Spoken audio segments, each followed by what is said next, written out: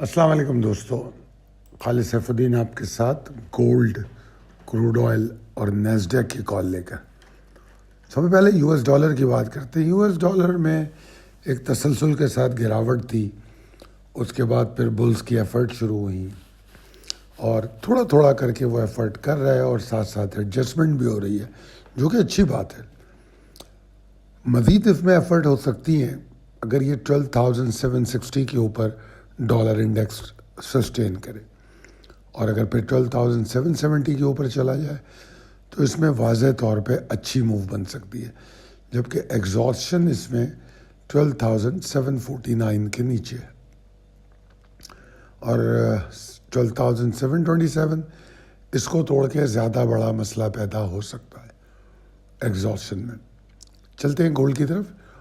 Gold میں اگر آپ نے لاسٹ کال فالو کی ہے تو آپ لانگ میں انٹر ہوئے ہوں گے، اور اگر ابھی موجودہ صورتحال دیکھیں تو 4461 کا لانگ اس وقت گولڈ 4509 پہ ویکلی کلوز ہوا ہے، اور اگر اس وقت کی پوزیشن دیکھیں تو 4502 75 کے اوپر آپ کو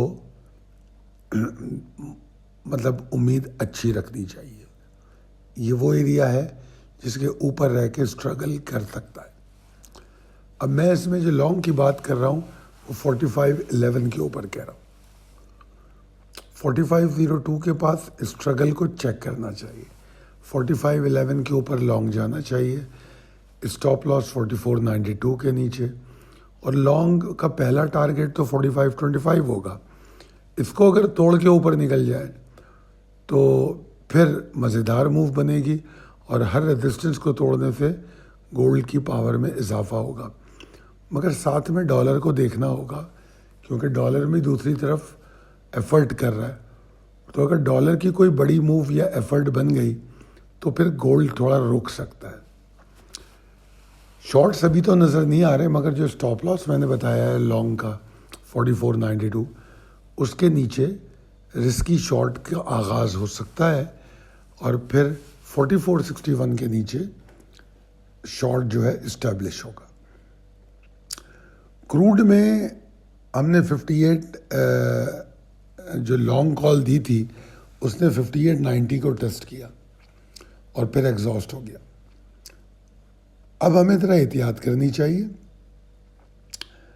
لانگ کو ہم ہولڈ کر سکتے ہیں، یا لانگ میں اگر موجودہ لانگ ہے تو 5895 کے اوپر، اور اگر میں نئے لانگ کی بات کروں تو میں لانگ ریکمینڈ کروں گا 5935 5950 کے اوپر، جس کا ٹارگیٹ پہلے فوری طور پہ 5980، اور 5980 کے اوپر مزید لانگ، پھر وہ 60 تک جانے کی کوشش کر سکتا ہے، جبکہ شارٹ کی جو ڈیرنگ شارٹ پاسبلٹی ہے 5890 کے نیچے، اور 5845 کے کو ٹارگیٹ کرے گی، اور پھر ہر لیول کو توڑ کے اسپیشلی 5825 کو توڑ کے اس میں پریشر بنے گا۔